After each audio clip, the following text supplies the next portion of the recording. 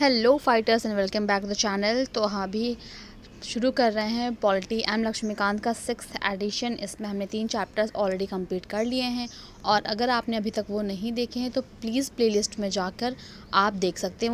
वो सारे के सारे लेक्चर्स 3 जो चैप्टर्स हमने कंप्लीट कर दिए हैं उनके। तो चलिए अभी हम आगे शुरू करते हैं इस चैप्टर की एक्सप्लेनेशन। बेसिकली मैं इसमें एक्सप्लेन ऐसे करती हूँ, पहले मैं भी इसमें आपको वर्ड टू वर्ड चीज़ें समझाऊंगी। उसके बाद जब चीज़ें कन्फर्म क्लियर हो जाएंगी आपको एक बार, तो जो मेरे खुद के पर्सनल नोट्स हैं उनके थ्रू मैं यहाँ पे चीज़ें आपको समझाने की कोशिश करूँगी। तो चलिए हम अभी आगे शुरू करते हैं। Preamble of the constitution, chapter number 4। जो अमेरिकन कॉन्स्टिट्यूशन है वो पहला ऐसा कॉन्स्टिट्यूशन था जिसने प्रीएम्बल की शुरुआत करी थी। इसके बाद बहुत सी कंट्रीज़ जैसे कि इंडिया भी उनमें से एक है, उसने भी इस प्रैक्टिस को फॉलो करना शुरू कर दिया। जो टर्म प्रीएम्बल है ये रिफ़र करता है इंट्रोडक्शन या फिर प्रीफेस ऑफ द कॉन्स्टिट्यूशन। ये एक तरह के क्या है, कंटेन करता है समरी या फिर एसेंस ऑफ द कॉन्स्टिट्यूशन को। जो N.A. पालखीवाला है, एक एमिनेंट जूरिस्ट थे और कॉन्स्टिट्यूशन एक्सपर्ट थे। उन्होंने प्रीएम्बल को एक identity card of the constitution जैसे कहा। जो प्रीएम्बल है हमारे इंडियन कॉन्स्टिट्यूशन का वो बेस्ड है ऑब्जेक्टिव रिवोल्यूशन का, जो कि ड्राफ्ट और मूव किया गया था पंडित नेहरू के द्वारा और अडॉप्ट किया था हमारे कॉन्स्टिट्यूशन असेंबली में। इसको अभी तक केवल 42nd कॉन्स्टिट्यूशन अमेंडमेंट एक्ट के द्वारा अमेंड किया गया है, जिसमें हमें 3 नए वर्ड सोशलिस्ट, सेक्युलर और इंटीग्रिटी को ऐड किया है हमने इसमें। अब आगे बढ़ते हैं। टेक्स्ट ऑफ द प्रीएम्बल, देखिए ये आप अपने साइड से पढ़ लीजिएगा। तो अभी हम आगे बढ़ते हैं। इंग्रेडिएंट्स ऑफ द प्रीएम्बल के बारे में बात करते हैं। जो प्रीएम्बल है वो रिवील करता है 4 इंग्रेडिएंट्स या फिर कंपोनेंट्स की, और वो कौन कौन से हैं देख लेते हैं। Source of authority of the constitution, जो प्रीएम्बल है वो स्टेट करता है क्या, जो कॉन्स्टिट्यूशन है वो ड्राइव करता है अपनी अथॉरिटी को पीपल ऑफ इंडिया से। अब नेचर ऑफ इंडियन स्टेट के बारे में बात करता है। ये डिक्लेयर करता है इंडिया को एक सोवरेन, सोशलिस्ट, सेक्युलर, डेमोक्रेटिक और रिपब्लिकन पॉलिटी। ऑब्जेक्टिव क्या है कॉन्स्टिट्यूशन का, ये स्पेसिफाई करता है justice, liberty, equality and fraternity इसके ऑब्जेक्टिव हैं। अब डेट ऑफ अडॉप्शन जो है कॉन्स्टिट्यूशन की वो रखी गई है नवंबर 26, 1949।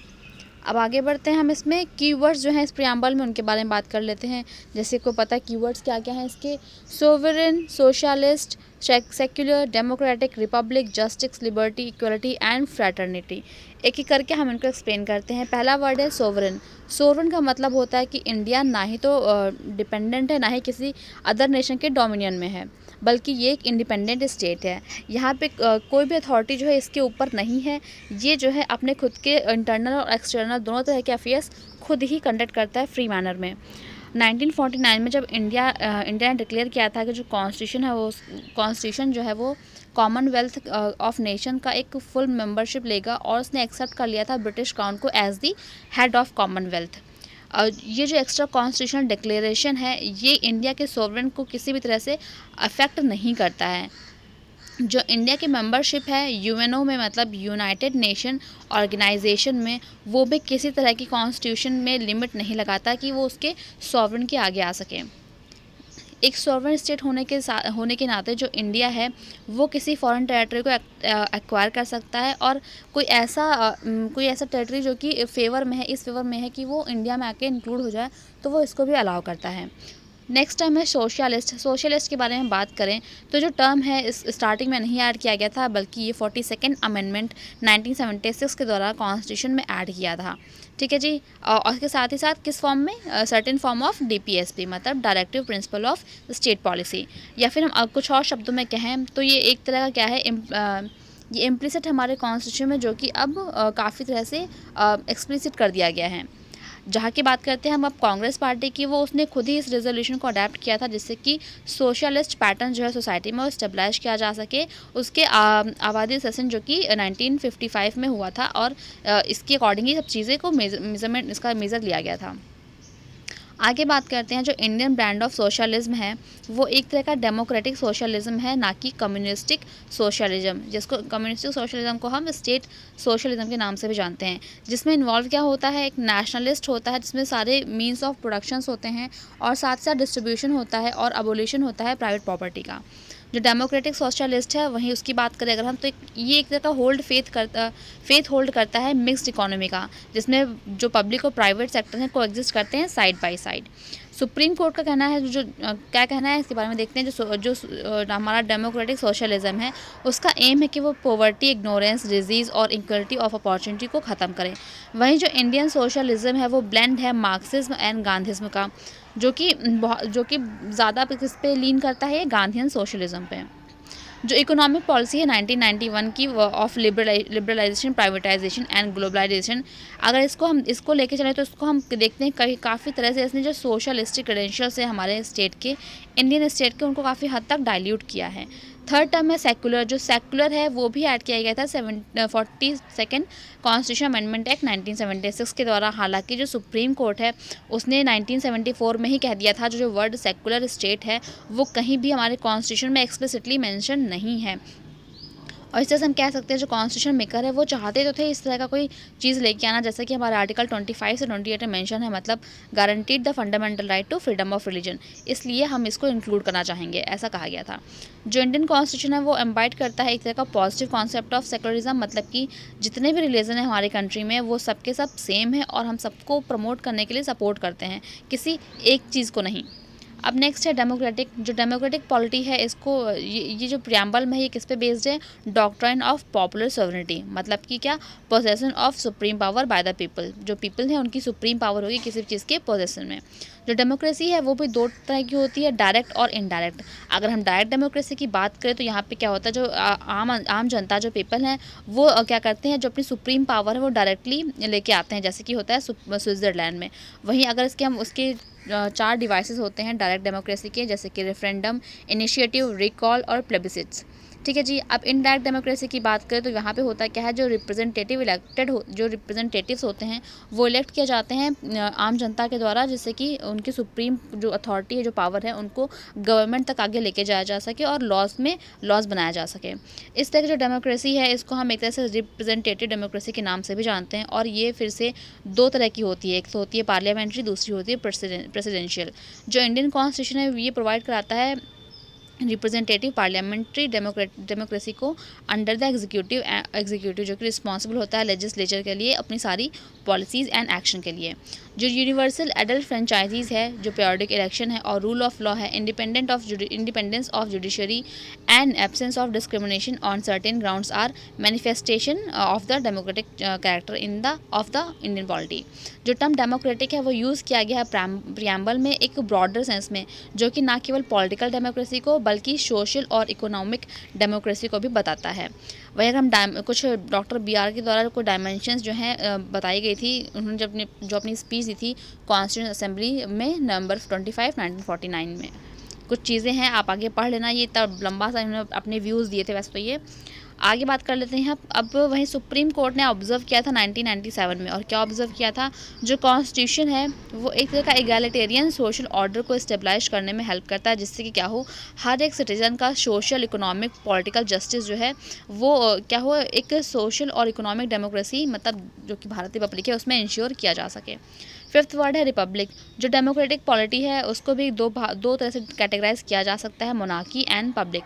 अगर हम मोनार्की में देखें, जो इसमें हेड ऑफ स्टेट होता है, जो यूजुअली किंग होता है, वो एक तरह का हेरिटरी पोजीशन होती है, मतलब क्या, आपके पापा हैं तो आप हो गया, अब आपके बाद आपके बच्चे होंगे, ऐसा होता है। ठीक है जी।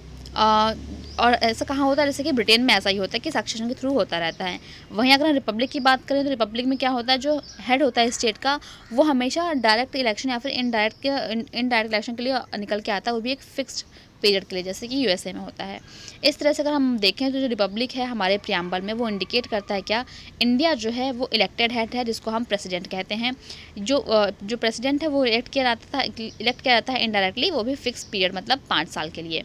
जो रिपब्लिक है उसका मतलब भी 2 तरह से होता है। पहला तो वो जिसमें क्या होगा, पॉलिटिकल सोवरेन जो है वेस्ट होगी आम जनता की, जो ना कि किसी सिंगल इंडिविजुअल के पास, जैसे कि किंग में, मतलब जो भी चीज़ें हो रही हैं वो आम जनता के फेवर में ही होंगी, किसी किंग या क्वीन के फेवर में नहीं होंगी। सेकेंड क्या है, अगर कहीं पे किसी प्रिविलेज क्लास का एब्सेंस है, और इस तरह से जो भी सारे पब्लिक ऑफिशियल्स हैं वो ओपन कर दिए जाएंगे हर एक सिटीजन्स के लिए बिना किसी डिस्क्रिमिनेशन के लिए, मतलब कि किसी भी प्रिविलेज क्लास को किसी तरह का कोई भी एडवांटेज नहीं दिया जाएगा। नेक्स्ट है जस्टिस। जो टर्म जस्टिस हमारे प्रियम्बल में, इसके 3 डिस्टिंक्ट फॉर्म है, एक सोशल, इकोनॉमिक और पॉलिटिकल, जो कि सिक्योर करता है वेरियस प्रोविजंस और जिसको सिक्योर किया जा सकता है हमारे फंडामेंटल राइट्स या फिर डायरेक्टिव प्रिंसिपल के वेरियस प्रोविजंस के द्वारा। जो सोशल जस्टिस है वो डिनोट करता है equal treatment of all citizens बिना किसी सोशल डिस्टिंक्शन के, जो कि बेस्ड हो किसी caste, colour, race, religion, sex या फिर किसी भी तरह पे। इसका मतलब ये है कि जो किसी भी प्रिविलेज बीइंग का प्रिविलेज होता है किसी भी पर्टिकुलर सेक्शन ऑफ सोसाइटी का, उसको नहीं मिलना चाहिए। और हमें इम्प्रूव करनी चाहिए बैकवर्ड क्लासेस जिसमें कि SCs, STs या OBCs और वीमेन भी आते हैं, उन्हीं कंडीशंस को इम्प्रूव करने के लिए हमें स्टेप्स लेने चाहिए। और जो इकोनॉमिक जस्टिस होता है वो डिनोट करता है नॉन डिस्क्रिमिनेशन किसके बीच, पीपल्स के बीच, वो भी किस बेसिस पे, इकोनॉमिक फैक्टर के बेसिस पे। ये कोशिश करता है कि एलिमिनेट हो सके जो भी इनइक्वलिटीज़ हैं हमारे सोसाइटी में on the basis of wealth, income and property, उसको ख़त्म किया जा सके। अगर हम बात करें कॉम्बिनेशन ऑफ सोशल और इकोनॉमिक जस्टिस की, जो कि डिनोट करता है एक तरह का डिस्ट्रीब्यूटिव जस्टिस, मतलब डिस्ट्रीब्यूटिव जस्टिस वो होता है जिसमें सोशल और इकोनॉमिक जस्टिस इंक्लूड होता है। वहीं अगर हम पॉलिटिकल जस्टिस जो की बात करें तो वो इम्प्लाई करता है कि जो सारे सिटीजन्स होंगे उनके पास इक्वल पॉलिटिकल राइट होगा, इक्वल एक्सेस होगा कि वो पॉलिटिकल ऑफिस में जा सकें और इक्वल वॉइस भी होगी गवर्नमेंट के लिए। अगर हम एक आइडियल जस्टिस की बात करें तो वो है सोशल, इकोनॉमिक एंड पॉलिटिकल। ये सब जो लिए गए हैं वो लिए गए हैं रशियन रिवॉल्यूशन से। अब टर्म है जो लिबर्टी, उसके बारे में बात करते हैं। इसका मतलब होता है किसी भी तरह का रिस्ट्रेन किसी इंडिविजुअल की एक्टिविटी पे, और साथ ही साथ उसी टाइम पे उसको कुछ अपॉर्चुनिटीज़ प्रोवाइड करना जिससे कि वो एक पर्टिकुलर इंडिविजुअल पर्सनैलिटीज़ को डेवलप किया जा सके। जो प्रियम्बल है वो सिक्योर करता है कि जितने भी सिटीजन्स हैं इंडिया के, उनकी liberty of thought, expression, belief, faith and worship को प्रोटेक्ट किया जा सके थ्रू द फंडामेंटल राइट, जो कि इन्फोर्सेबल है कोर्ट के द्वारा। ठीक है जी। लिबर्टी जो है एलोबरेट किया गया है प्रियम्बल में एक वेरी इसेंशियल, जैसे कि वेरी इसेंशियल की किसके लिए, जिससे कि एक इंडियन डेमोक्रेटिक सिस्टम की एक सक्सेसफुल फंक्शनिंग हो सके। हालांकि जो लिबर्टी टर्म है, जो लिबर्टी का मतलब है, इसका मतलब ये नहीं कि आपको किसी भी चीज़ का कुछ भी करने का लाइसेंस मिल गया, आपको जो मन आ रहा है वो कर रहे हो, ऐसा कोई मतलब नहीं है, बल्कि इसके साथ साथ कुछ लिमिटेशंस भी हैं जो हमारे कॉन्स्टिट्यूशन में मेंशन भी की गई हैं।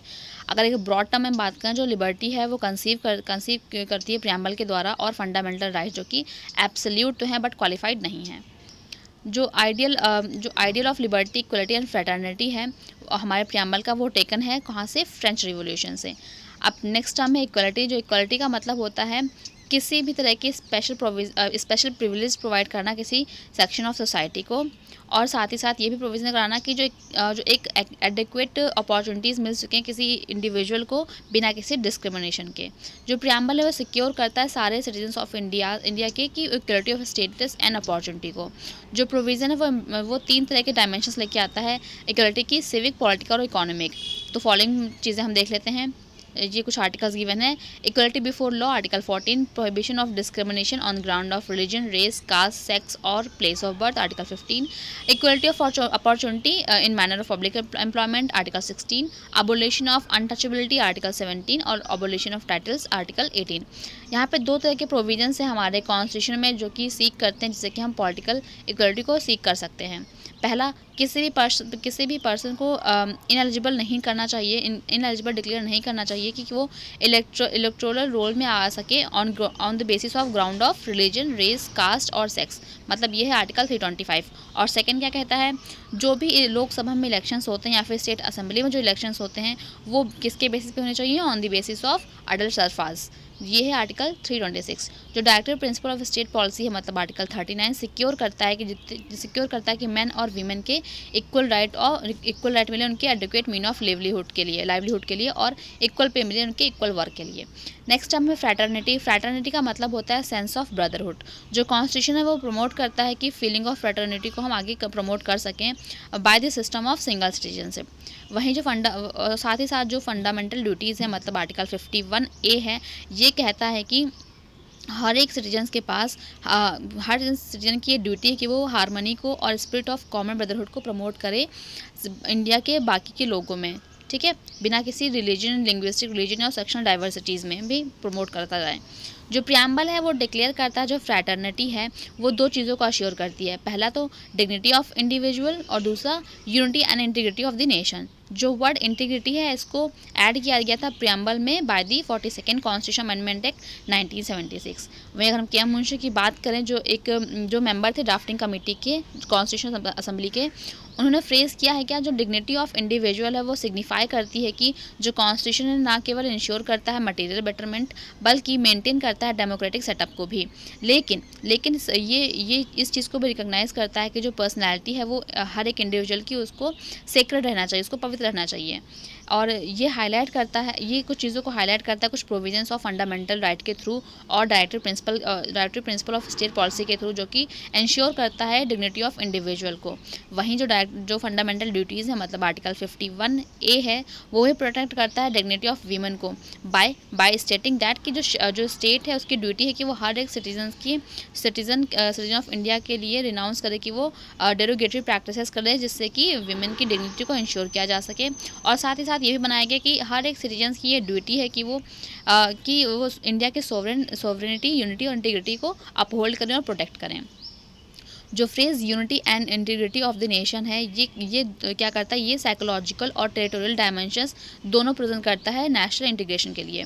आर्टिकल 1 जो है हमारे कॉन्स्टिट्यूशन का, वो डिस्क्राइब करता है इंडिया को एज यूनियन ऑफ स्टेट। इसका मतलब ये है कि क्लियर करता है कि जो स्टेट्स हैं उनके पास किसी भी तरह का कोई हक नहीं है कि वो इंडिया से अलग हो सकें।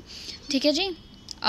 इसका पूरा का पूरा एक जो एम है, वो उसका एम ये है कि जो भी हमारे नेशनल इंटीग्रेशन के हिंड्रेंस में जो चीज़ें आती हैं, जैसे कि कम्युनलिज्म, रीजनलिज्म, कास्टिज्म, लिंग्विज्म और इन सब चीज़ें, इनसे हम ओवरकम हो सकें। अब नेक्स्ट आते हैं सिग्निफिकेंस क्या है हमारे प्रियम्बल की। जो प्रियम्बल है वो एम्बॉयड किया गया है बेसिस किस पे, कौन से बेसिस पे, फिलोसफिकल और फंडामेंटल वैल्यूज़ पे, जैसे कि पॉलिटिकल, मॉरल और रिलीजियस, और जिन पे क्या होता है, जिन पे हमारा कॉन्स्टिट्यूशन बेस्ड है। ये एक तरह का ग्रैंड और नोबल विज़न हमारे कॉन्स्टिट्यूशन असेंबली को कंटेन करता है, जिसमें रिफ्लेक्ट होता है कि क्या हमारे जो फाउंडिंग फादर थे कॉन्स्टिट्यूशन के, उनके क्या ड्रीम्स थे और क्या एस्पायरेशंस थे। दूसरे शब्दों में अगर कहें तो सर अद्दाली कृष्ण स्वामी अय्यर ने जो कहा है, जो एक मेंबर थे कॉन्स्टिट्यूशन असेंबली के, उन्होंने बहुत ही सिग्निफिकेंट रोल प्ले किया है मेकिंग ऑफ कॉन्स्टिट्यूशन में। The preamble to our constitution expresses what we had thought to dream so long। preamble जो हमारे कॉन्स्टिट्यूशन का, वो एक्सप्रेस करता है कि हमने इतने टाइम से क्या चीज़ों को ड्रीम किया था, क्या चीज़ें हमारे थॉट में थी। आई मीन कि हम ये तो कुछ थॉट्स हैं, सबने अपने अपने थॉट्स दिए हैं, तो इनके बारे में बात नहीं करते हैं, आगे बढ़ते हैं हम। Preamble as part of constitution, ये बहुत इंपॉर्टेंट है। ठीक है, एक बहुत ही बड़ी कंट्रोवर्सी हमेशा चलती आ रही है कि प्रियम्बल हमारे कॉन्स्टिट्यूशन का पार्ट है या नहीं है। बेरूबरी यूनियन केस जो था, जो 1960 में आया था, उसने सुप्रीम कोर्ट ने कहा था कि जो प्रियम्बल है वो शो करता है एक general purpose behind serving the provision of constitution. और इस तरह से ये एक तरह की चीज़ है हमें जो माइंड करनी चाहिए, हमें जो एक तरह का एक की कह सकते हो की एलिमेंट है, जिसको कॉन्स्टिट्यूशन मेकर ने ध्यान में रखते हुए बनाया था। वहीं जो टर्म यूज़ किए गए हैं बहुत से आर्टिकल्स में, वो काफ़ी ज़्यादा एम्बिगियस हैं या फिर केपेबल हैं मोर देन वन मीनिंग। जो कुछ चीज़ें हैं वो एक पर्सन किसी और चीज़ को इंटरप्रेट करता है, वही दूसरा पर्सन किसी और चीज़ को इंटरप्रेट करता है, मतलब कोई ऑब्जेक्टिव जो है इसमें प्रॉपर नहीं गिवन है हमारे प्रियम्बल में। इन सब रिकॉग्निशन जो सिग्निफिकेंट प्रियम्बल का जो सिग्निफिकेंट रिकॉग्निशन है, इन सब के बावजूद भी जो सुप्रीम कोर्ट है उसने कहा था जो प्रियम्बल है वो कॉन्स्टिट्यूशन का पार्ट नहीं है। इसके बाद जो केशव नंदन भारती केस आया था 1973 में, इसमें सुप्रीम कोर्ट ने जो पुरानी ओपिनियन थी सुप्रीम कोर्ट की, उसको रिजेक्ट करते हुए बोला कि जो प्रियम्बल है वो कॉन्स्टिट्यूशन का पार्ट है। इसने क्या ऑब्जर्व किया, इसने ऑब्जर्व किया जो प्रियम्बल है वो एक एक्सट्रीम इम्पॉर्टेंट और कॉन्स्टिट्यूशन को इसको रीड करना चाहिए, इंटरप्रेट करना चाहिए, जिससे कि क्या हो, जो भी प्रियम्बल की एक नोबल विज़न है उनको एक्सप्रेस किया जा सके। अब LIC ऑफ इंडिया केस जो कि 1995 में आया था, इसमें भी सुप्रीम कोर्ट ने फिर से ये कहा कि जो प्रियम्बल है वो एक इंटीग्रल पार्ट है हमारे कॉन्स्टिट्यूशन का। किसी और अदर कॉन्स्टिट्यूशन के जैसे ही जो प्रियम्बल है वो भी इनैक्ट किया गया था कॉन्स्टिट्यूशन असेंबली के द्वारा ही, लेकिन कुछ टाइम बाद क्या हुआ, इसको कॉन्स्टिट्यूशन ने जो ऑलरेडी इनैक्ट कर, लेकिन कुछ टाइम बाद इनैक्ट किया गया था क्योंकि पहले ही कॉन्स्टिट्यूशन इनैक्ट हो चुका था, बाद में प्रियम्बल ऐड किया गया था। रीज़न क्या था, रीज़न ये था कि हमने इसको इंसर्ट क्यों किया था प्रियम्बल को एकदम एंड में, जिससे कि क्या हो, हमें कन्फॉर्मिटी मिल सके और कॉन्स्टिट्यूशन जो भी अडॉप्ट किया गया था कॉन्स्टिट्यूशन असेंबली के द्वारा, वो भी इसको अच्छे से अडॉप्ट कर सके। अब वहीं पे जब प्रियम्बल के लिए वोट फॉरवर्ड किए जा रहे थे, जो प्रेसिडेंट थे कॉन्स्टिट्यूशन असेंबली के, उन्होंने कहा था क्या, the question is that preamble stands part of constitution. सवाल ये है जो प्रियम्बल है वो कॉन्स्टिट्यूशन पार्ट का है या नहीं है, कॉन्स्टिट्यूशन का पार्ट है या नहीं है। जो मोशन था उस टाइम अडॉप्ट किया गया था। इस तरह से जो करंट ओपिनियन है जो सुप्रीम कोर्ट के द्वारा रखा गया था कि प्रियम्बल जो है कॉन्स्टिट्यूशन का पार्ट है, वो क्या करता है, वो जो ओपिनियन ऑफ फाउंडिंग फादर थे कॉन्स्टिट्यूशन के, उनसे बहुत ज़्यादा ही मेल खाता है। 2 चीज़ें हमें नोट करनी चाहिए, क्या, जो प्रियम्बल है वो ना ही तो सोर्स ऑफ पावर है किसी लेजिस्लेचर के लिए और ना ही प्रोहिबिशन करता है किसी लेजिस्लेचर की पावर पे। ये नॉन जस्टिसेबल है, मतलब कि इसके प्रोविजंस जो हैं वो इन्फोर्सबल नहीं हैं कोर्ट में लॉ के द्वारा। ठीक है जी। अमेंडेबिलिटी ऑफ द प्रियम्बल की बात करते हैं। ठीक है जी। अभी तक जो प्रियम्बल, अब बात तो ये कि आर्टिकल 360 के अंदर आप इसको अमेंड नहीं कर सकते हो, लेकिन इसके बाद भी केशवानंद भारती केस के तहत ये लाया गया था कि आर्टिकल 368 को, वहीं पर जो प्रियम्बल जो है अभी तक अमेंड नहीं किया जाता, ऐसी मांग चल रही थी। ठीक है जी। जो पेटिशनर थे आए थे वो कि हमें अमेंड कर, जो अमेंडिंग पावर है आर्टिकल 368 को, उसको हम डिस्ट्रॉय नहीं कर सकते हैं, डैमेज नहीं कर सकते हैं, मतलब उसके अकॉर्डिंग हम किसी भी कॉन्स्टिट्यूशन के जो फंडामेंटल फीचर्स उनको डिस्ट्रॉय नहीं कर सकते, डैमेज नहीं कर सकते हैं। ये भी हमारे प्रियम्बल के साथ भी कुछ ऐसा ही है। वहीं सुप्रीम कोर्ट ने कहा था कि जो प्रियम्बल जो है हमारे कॉन्स्टिट्यूशन का पार्ट है, तो इस तरह से जो कोर्ट ने स्टेट किया था अपने ओपिनियन, जो कि बेरोबरी यूनियन केस में थे, उसके अकॉर्डिंग ये जो स्टेटमेंट है वो तो रॉन्ग हो गई। तो जो प्रियम्बल है उसको अमेंड किया जा सकता है, जो कि एक सब्जेक्ट है, जिससे कि क्या हो, जो सब्जेक्ट है यहाँ पे कोई अमेंडमेंट नहीं किया कोई ऐसा अमेंडमेंट नहीं किया जाएगा कि उसका बेसिक फीचर हो किसी भी तरह का हार्म हो, या फिर दूसरों शब्दों में अगर हम कहें तो जो बेसिक एलिमेंट या फिर जो फंडामेंटल फीचर है हमारे कॉन्स्टिट्यूशन का, ठीक है, जिसमें कि प्रियम्बल भी कंटेन है, उसको हम अल्टर नहीं कर सकते हैं अमेंडमेंट के द्वारा अंडर आर्टिकल 368। तो इस तरह से प्रियम्बल अभी तक केवल एक ही बार अमेंड किया गया है, वो भी 1976 में, मतलब 42nd कॉन्स्टिट्यूशन अमेंडमेंट एक्ट के द्वारा, जिसमें हमने कुछ वर्ड ऐड किए थे, सोशलिस्ट, सेकुलर और इंटीग्रिटी। ठीक है जी।